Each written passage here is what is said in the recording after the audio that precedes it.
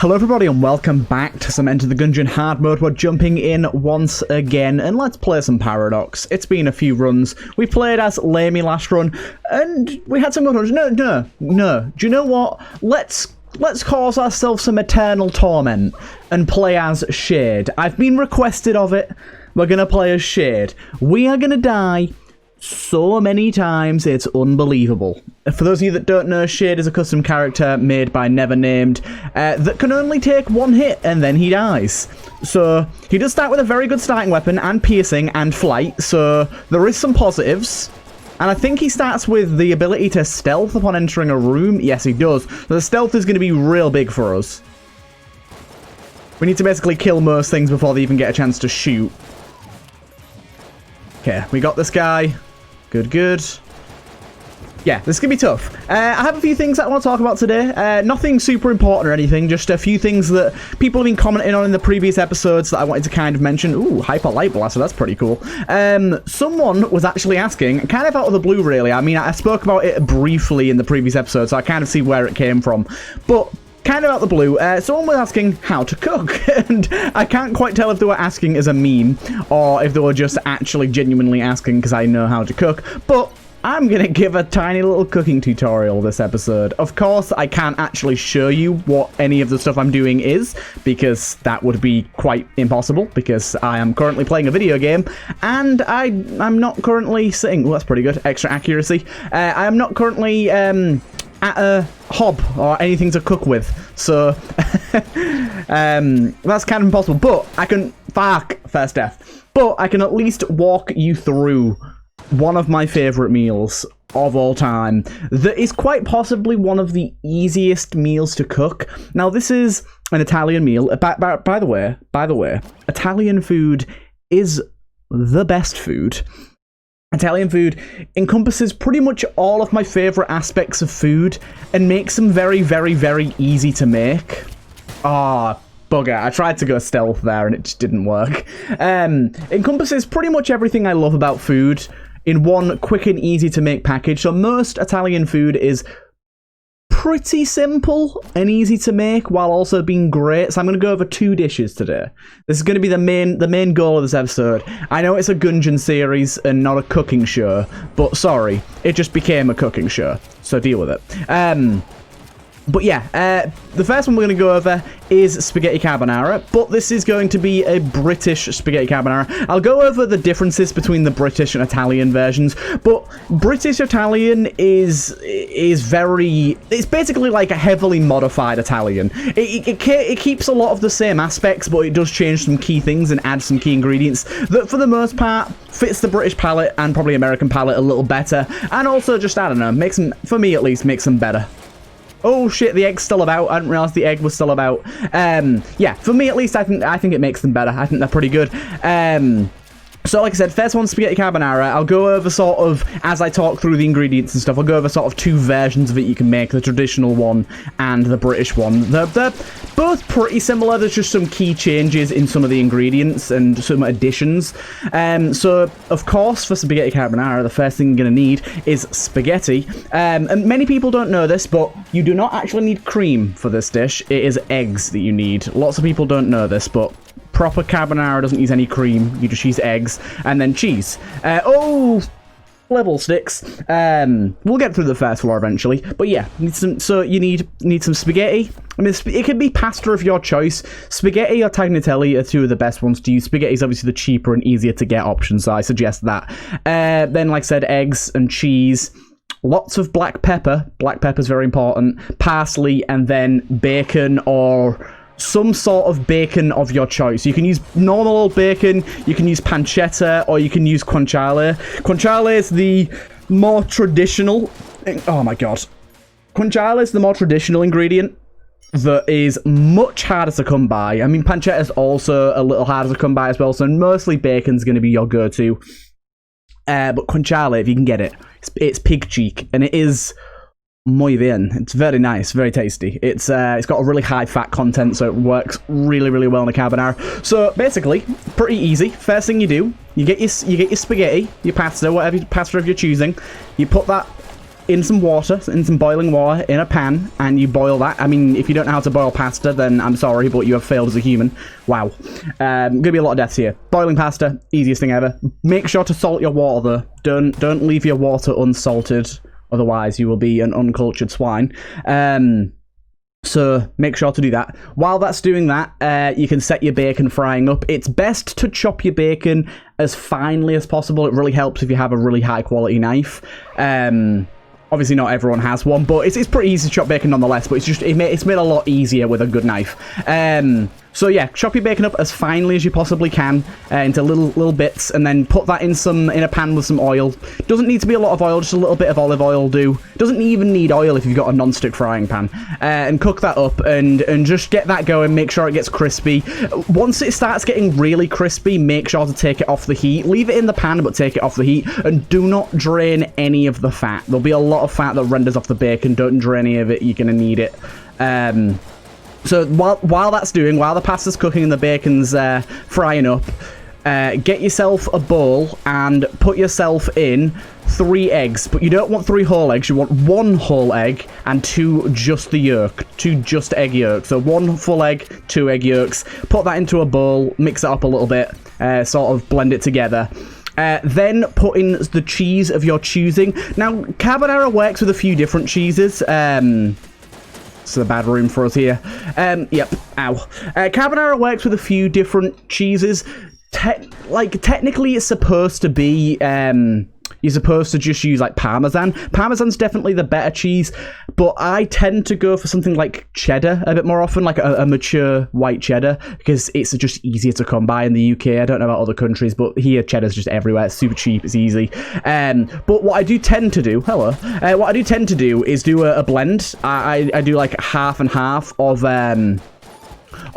Parmesan and cheddar. But what you want to be doing with that is you want to be mixing that together, and you may be thinking, oh, well, how much cheese do I need? Well, it's not specific, it's kind of to your taste, but you want to be trying to you want to be firstly off finely grating it in. It wants to be finely grated in, so on the smallest grater, on the smallest like size of graters on whatever grater you have, whatever cheese grater you have, and grate that in. And you want to be sort of getting it to the consistency of like a thick paste. It kind of needs to be like not super runny, but not super thick. It needs to be kind of like sort of look like a spreadable paste. And once you get that consistency, you're about ready. But again, it changes per person, because some people like to have more of a sauce or more cheesy or whatever. But anyways, get it to about the consistency of a paste. And you can, like I said, you can do half and half, or just whole cheddar or whole Parmesan, either works. And then cut up 2 cloves of garlic. This is the first ingredient, well, basically kind of the only ingredient that's in the British version that isn't in the Italian version. But I really like garlic in mine, so do 2 whole cloves of garlic and put 1 clove of garlic into the mixture. And then mix that all up. Also add a little bit of salt and a decent amount of black pepper until you can see the black pepper in it when you're mixing it. And once you've got that, set that aside. That can be set aside for now. Ow. And you're going to want to be making sure the bacon's all right. So once the bacon's cooked, the pasta's cooked, drain off your pasta, and leave the bacon in the pan. Put the other garlic clove into the bacon. Put it back on the heat, and then put some parsley in it. It doesn't need to be fresh parsley. It can be dried, but parsley is one of the ingredients that isn't necessary, but I'd highly recommend. It does increase the quality of the dish by quite a margin, so I'd highly recommend. Yeah, it's pretty darn good. So yeah, put a bit of parsley in, and like I said, a bit of the other garlic clove in with the bacon. Just fry it up for a little bit longer, just to make sure that garlic is sort of fragrant and you can smell it, and it's sort of got itself all over the bacon. Then once that's done, get your pasta that's now been drained and chuck all of the bacon, parsley and garlic mixture from the pan, including all of the fat that's rendered off it, all the oil and everything. Put all of that into the pasta while it's still in the pan, but make sure your pan is no longer on the heat. Once you've drained the pasta, And once you've, as soon as you drain the pasta, take it off the heat. And then once you put the bacon in, make sure you keep it off the heat. Don't add that back to the heat again at all. And from there, mix that all up until all of the pasta, all the spaghetti, is covered in the bacon fat and the bacon and parsley itself. Then take your sort of gloopy egg cheese mixture and mix that in with the pasta and the bacon until the cheese has fully melted into a sauce. And you should notice that instead of cooking the egg, it just like binds it and melds it into this sauce. What'll happen is if you try to do this while the pasta or the pan, sorry, is still on the heat, the egg will just immediately cook. The egg will immediately cook. You do not want the egg to touch the actual direct heat at all. So that's kind of a big thing. Make sure you don't do that, otherwise you'll just have scrambled eggs with pasta, and that's not good. I mean, it might be good, but it's not what you want. Yeah, and then once that's all mixed up, add some more black pepper and some more parsley, and that's pretty much it. You're done. And that's like an absolute top tier carbonara, and it's probably my favorite meal, mainly because of just how easy it is. Wow, that guy's fast. Yeah, it's insanely easy, so it's really, really nice to just, if you come home from work or school or whatever and you need to cook for yourself and you really can't be arsed making something, but you want something that tastes really nice, you can make a carbonara in about 10 minutes, and at a base level, if you want just the most basic carbonara you can get, it takes literally like 3 ingredients. You need your spaghetti, your bacon, your eggs, and your cheese. They're 4 ingredients if you want a really basic version. Of course, like I said, garlic and parsley and adding like 2 versions of cheese and stuff do tend to like spice it up a little bit and make it a little more interesting, but even at a base level, it's super easy to make and takes like no time at all. And I would highly recommend any of you that are into cooking, give it a go, because it's just the best meal. Oh my god, this room. I forgot this room exists. I haven't seen this room in so long. But yeah, it's got him. It's pretty darn good. And then we have, oh, there's some fire. There's some fire in this house. Nah, I'm not gonna sing that song. That song's terrible. And then the second meal that we have is mac and cheese. Now, many people may think, well, mac and cheese easy. Oh, explosion. Mac and cheese is not easy. Good mac and cheese is not easy, should I say. Little ghosty there. Let me just move past you. Really? You've damn got away from me that quickly? God damn it.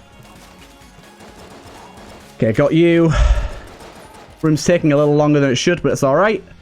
But yeah, mac and cheese, ooh, that's decent enough, is a meal that I think is really good, and I mean, everyone thinks mac and cheese is really good, but making a good mac and cheese is tough.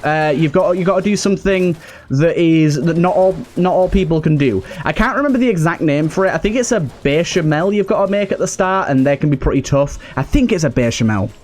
It's a French word, I think, and I can't remember if it's bechamel or something else. But basically, to start off, you've got to make this sort of weird mixture. I mean, first of all, get yourself your macaroni pasta and start cooking that. Again, salt your water, don't be a heathen. Get that going. And then while that's happening, you want to get yourself a pan and get 40 grams of butter and 40 grams of flour, and you start cooking the flour. Nope, don't cook the flour. You start cooking the bacon, like melting the bacon. Wait, bacon? I am just completely confused right now. No bacon. Don't cook the flour. No. Start melting the butter. That's what I meant. Oh, for God's sake. Start melting the butter. Alright. And then once that's melted and bubbling a little bit in the pan, you want it on relatively high heat, but not really, really high heat. You fucker. You want it on like relatively high heat, but not super high heat. And once the butter is melted and bubbling, put in the flour and mix it up, and it'll form again like a paste. Once you've got that paste and sort of got it into a ball, you need to start adding milk. I think you need, I can't remember exactly how much milk you need. I think it's like 1 minute. I'm gonna go check my cookbook. 1 second. Right, I'm back. I found out. Okay. Also, The macaroni pasta, you need about 250 grams of that, so that's good to know as well. But yeah, you need 600 milliliters of milk. Oh, fuck, that's so much. Oh my god, so much stuff going on there. Yeah, you need about 600 milliliters of milk, but you don't want to add it all at once. You add it slowly and then get a whisk and whisk it together. And then once it starts to form a sort of thick sauce, add a bit more and keep doing that over and over again until all 600 milliliters are added, little bit by little bit each time, and keep that going. And then you want 250 grams of your cheese of choice. Gruyere is the correct cheese, is the cheese the recipe calls for, and is the probably best cheese to use. It's very melty, very tasty, but cheddar, white cheddar works just fine. I'll always say white cheddar over like any other cheddar. Strong white cheddar is the best. So 250 grams of that. You want to literally just pour all that cheese straight into your mixture that you just made, the milk and everything else. Don't let him die. Okay, let me die instead. I got the big key bullet in there.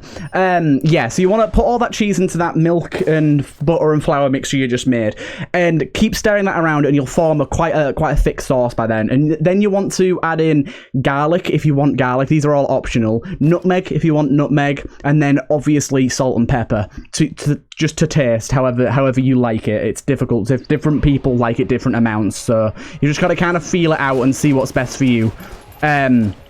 Oh, this is going to be tough, yep. Some of these rooms are insane. But yeah, once you've got that going, you're going to want to mix that about, and then you're going to want to go and drain your pasta, your macaroni pasta, and you're going to want a baking dish of some kind, like a glass baking dish would be pretty good. It needs to be fairly sizable, because this is a macaroni cheese that feeds 4 people. And then one thing you can do, if you have a big enough pot, the cheese sauce that you made in the pot, if it's a big enough pot, add all of the drained pasta straight into the pot with the cheese so that it gets a full proper coating. Like that ensures that every single bit of pasta gets completely covered in and out.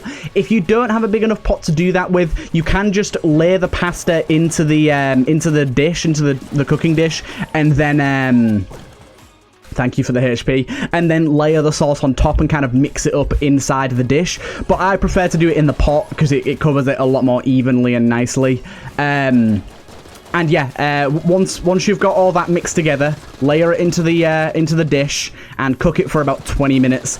Usually I like to put a little bit of extra cheese and some crumpled up like crisps, like Doritos or something, on top to add a bit of crunch. Which is usually quite nice, and that's it. Mac and cheese is done. The only difficult bit about the mac and cheese is that first bit of making this flour, this melted butter, flour, and milk mix. It is very, very easy to do wrong. Like, if you have the heat on too high or too low, or you don't add the milk in at the right speed, or you add too much flour or too much butter, it's fucked. You have to start again. Like, I have booked it many a time before, and it needs to all go in the right order. Butter, then flour, then milk slowly. And it creates this really nice sauce and makes a just amazing cheese sauce. Again, with this recipe, you can mix up what cheeses you use and like the amounts of each cheese and stuff, but 250 grams of pasta, 250 grams of cheese, and 600 milliliters of milk with 40 grams of butter, 40 grams of flour is about the right amount. That'll do 4 people. Of course, for 2 people, half it. For 1, half it again. And that will make you a toppest tier. Lovely little mac and cheese. Like, also, this is optional, very optional. You don't always have to do this. It's a great idea to get some like pre-cooked ham, like some high-quality ham, or even get some bacon and cook it up, chop it up and cook it up, and like shred it as finely as you can and mix that in to the pot after you've added the pasta into the cheese sauce. That, that really kicks it up a notch. Another thing as well, I mentioned about having nutmeg in it. Nutmeg's definitely not a requirement, but it's very good. You got to be quite sparing with it. It's quite strong, so you don't want to add too much, but adding in some nutmeg is very, very good. But yeah, they're 2 of my favorite meals. That I know that the mac and cheese isn't exactly Italian, but the way that I make it is Italian inspired. And then, oh my god, I like different variations on those as well. Oh, this is a tough room. Yep. Are we going to get past the first floor today? I mean, it requires us to flawless the boss, so I'm going to bet no. Ooh, 69 deaths. How lovely. I'm going to guess no, but we'll keep on trying. We'll keep on going. But this has been a fun little cooking segment. I mean, I know how to cook quite a lot. I've cooked quite a lot of things, but I tend to only cook a few things. Like, I've made lasagna is another Italian meal that is very top tier, although that would probably take a full 40-minute episode to explain how to make that. Lasagna, I've made it like 4 or 5 times in my life, and every single time I've had to like pretty much make sure I have the day off work and have nothing to do for the rest of the day, because making a good lasagna takes an entire day. Like, no word of a lie. It takes an entire day. It is a very, like, long process. Other things I've made is, like, curries. I really like making curry. Like, Hunter's chicken's really nice. Pizza chicken. That's pretty top tier. So, a lot of you might not know this because, I mean, I don't know where I would have talked about it before, but I kind of do yo-yo dieting. I don't know if any of you know what that is. Basically, it's where I go on a diet for a few months, lose as much weight as humanly possible, and then stop dieting again so I can eat a bunch of shit and put on a lot of weight again. And then I do that again, and I'm in the middle of currently the dieting part at the moment. But it's really unhealthy. You really shouldn't do yo-yo dieting. It's not good. But I do it because I'm stupid. And a big part of that for me, the dieting phase. Oh, sugar. Oh, my God. The dieting phase for me, I do a diet called keto, which is a very difficult diet to do. But usually I'm pretty determined. Where you don't eat any carbohydrates at all. So you don't eat bread. You don't eat pasta. There's so many things, like chocolate, sweets, anything with sugar, essentially. Carbohydrates are in everything. You can have a maximum of, I think it's 50 grams of carbs a day. Like, there's like 50, I think there's like 70 something grams of carbs in a slice of bread. Is it 50? I think it might be, no, sorry, I think it might be 20 grams of carbs a day. And there's about 60 or something in a single slice of bread. So yeah, you're really like locked in. And yeah, you got to be really, really harsh with it. And that's one of the cool things about doing that is, of course, it lost me a bunch of weight. I lost like almost 2 stone in a month, which is insane. Oh my God. One of the good things about that is it taught me how to cook in a lot of different and interesting ways. Like, one of my favorite sort of meals to do while I'm on keto is making sort of a medley, where I just kind of take a bunch of different vegetables and get some chicken and put it in like a tomato sauce and just make like a medley of veg and meat. And it's amazing. Like, by far, I don't know how many of you have had it, but by far, asparagus is the best vegetable that exists. Like, if you haven't had asparagus, please do. Like, and it's so easy to make as well. Cook it in like quite a lot of olive oil and like salt and pepper, and put like maybe a little bit of Parmesan cheese on it or something. Good thing is about the keto diet, you can eat as much cheese as you want. It's awesome. It's got no carbs in it, it's just fat. It's just a high fat diet, so it works really well. But yeah, ooh, that's close. Whoa, got some lag coming in here. Oh fuck. But yeah, it's like asparagus is the toppest tier food. I would honestly, if someone offered me, would you like a burger with fries or a burger with asparagus? I would take asparagus like 9 times out of 10. Sometimes I want fries, but asparagus is like, ooh, it's so top tier. It's so damn good. It's just the best, and nothing can beat it. I love the Hyper Light Blaster Boy. That's so cool. I wonder if he can run out of ammo. That'd be funny. If he misses too many shots. Boomerang is actually flipping amazing for us. Wait, oh, we've got 2 active slots. I didn't realize. I tried to throw the boomerang and went invisible. Yeah, boomerang's actually kind of amazing for us right now. As you can see, this is why. It literally stuns the entire room for us, and it has an incredibly fast cooldown.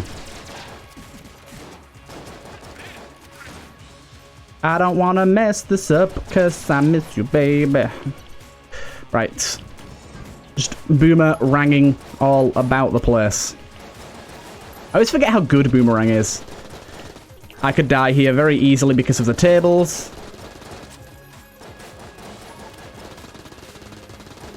Okay, good. I didn't want to use my Boomerang again there. I want it ready for the, like, getting into a room. Good thing is it does stuff like that had just happened there, where it cancels the enemy's attack before it gets to attack.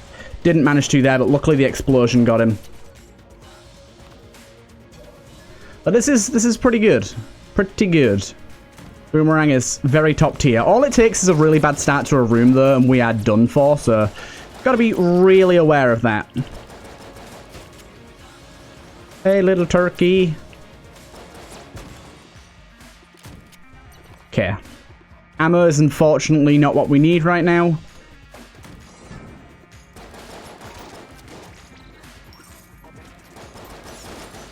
Okay, good. I think this got everything, didn't it? Yeah, it did. Good. Need to take out this guy before he becomes whole again. While he's just a husk. Okay, good. This is going well. Very well indeed. Like I said, one room is all it takes to throw this completely off course. And of course, sometimes the Boomerang doesn't get every enemy in the room, so that's also a problem. We need to be very aware of when it doesn't hit someone.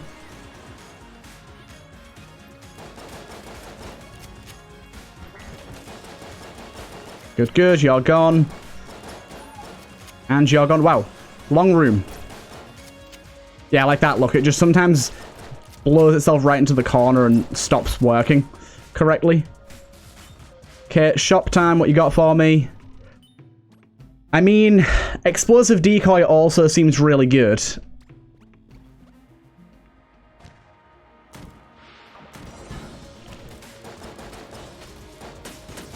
Oh, what the fuck? Boomerang, go.